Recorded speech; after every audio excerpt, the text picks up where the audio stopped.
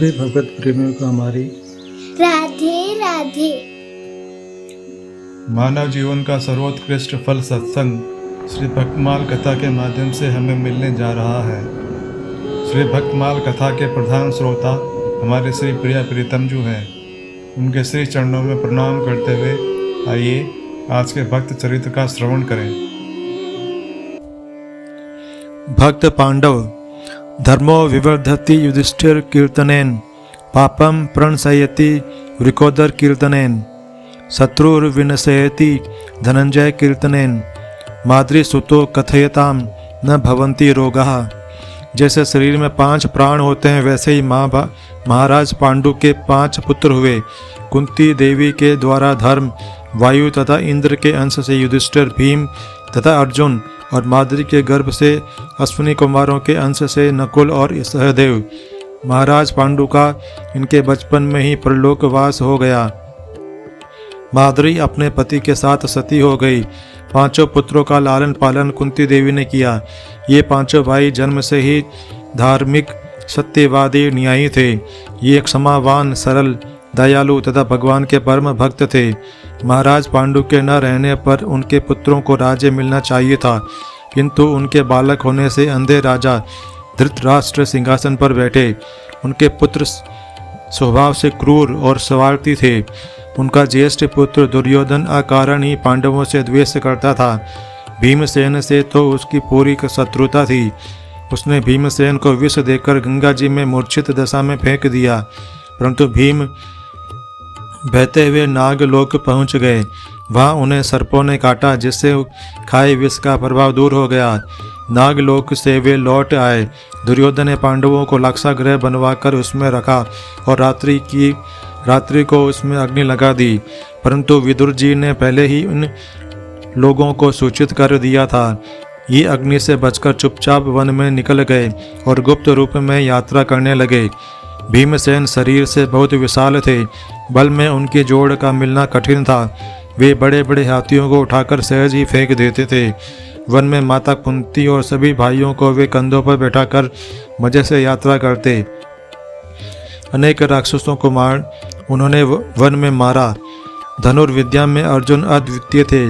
इसी वनवास में पांडव द्रुपद के यहाँ गए और स्वयंवर सभा में अर्जुन स्वयं मत्स्य वेद करके द्रौपदी को प्राप्त किया। माता कुंती के सत्य की रक्षा के लिए द्रौपदी 5 भाइयों की रानी बनी। धृतराष्ट्र ने समाचार पाकर पांडवों को हस्तिनापुर बुलवा लिया और आधा राज्य दे दिया। युधिष्ठिर के धर्म शासन, अर्जुन तथा भीम के प्रभाव एवं भगवान श्री कृष्ण की कृपा से पांडवों का ऐश्वर्य विपुल हो गया। युधिष्ठिर ने दिग्विजय करके राजसूय यज्ञ किया और वे राजेश्वर हो गए, परंतु दुर्योधन से पांडवों का यह वैभव सहा न गया। धर्मराज को महाराज धृतराष्ट्र की आज्ञा से जुआ खेलना स्वीकार करना पड़ा। जुए में सब कुछ हारकर पांडव 12 वर्ष के लिए वन में चले गए। 1 वर्ष उन्होंने अज्ञातवास किया। यह अवधि समाप्त हो जाने पर भी जब दुर्योधन उनका राज्य लौटाने को राजी नहीं हुए, तब महाभारत हुआ। उस युद्ध में कौरव मारे गए। युधिष्ठिर सम्राट हुए। 36 वर्ष उन्होंने राज्य किया। इसके बाद जब पता लगा कि भगवान श्री कृष्ण परम धाम पधार गए, तब पांडव भी अर्जुन के पौत्र परीक्षित को राज्य देकर सब कुछ छोड़कर हिमालय की ओर चल दिए। वे भगवान में मन लगाकर महाप्रस्थान कर गए। भगवान श्री कृष्णचंद्र तो धर्म और भक्ति के साथ हैं। जहाँ धर्म है वहीं श्री कृष्ण है, और जहाँ श्री कृष्ण है वहीं धर्म है।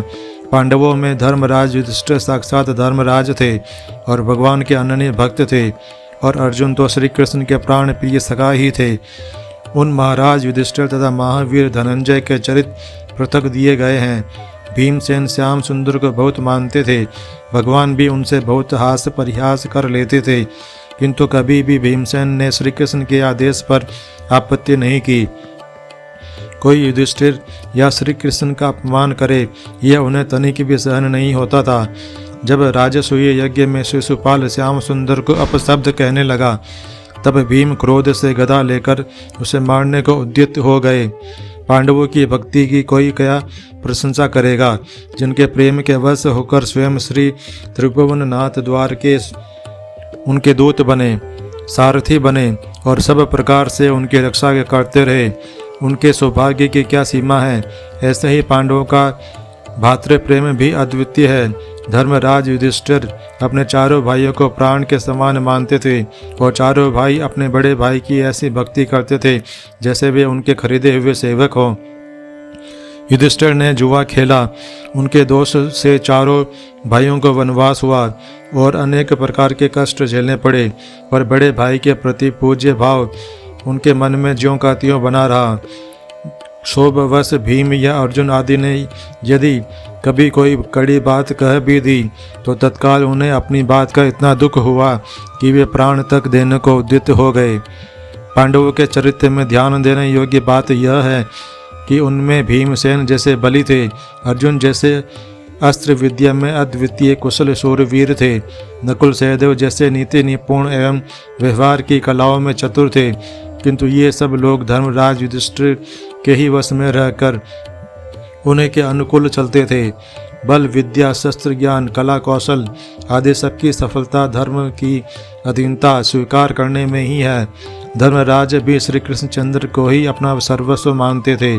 वे श्री कृष्ण की इच्छा के अनुसार ही चलते थे। भगवान में भक्ति होना, भगवान के प्रति संपूर्ण रूप से आत्मसमर्पण कर देना ही धर्म का लक्ष्य है। यही आत्मनिवेदन पांडवों में था और इसी से श्याम सुंदर उन्हीं के पक्ष में थे। पांडवों की विजय इसी धर्म तथा भक्ति से हुई। आज के हमारे भक्त चरित्र का वर्णन इतना ही। कल हम एक नए भक्त चरित्र के साथ श्री प्रिया प्रीतम जी के समक्ष प्रस्तुत होंगे। आपको हमारी राधे राधे।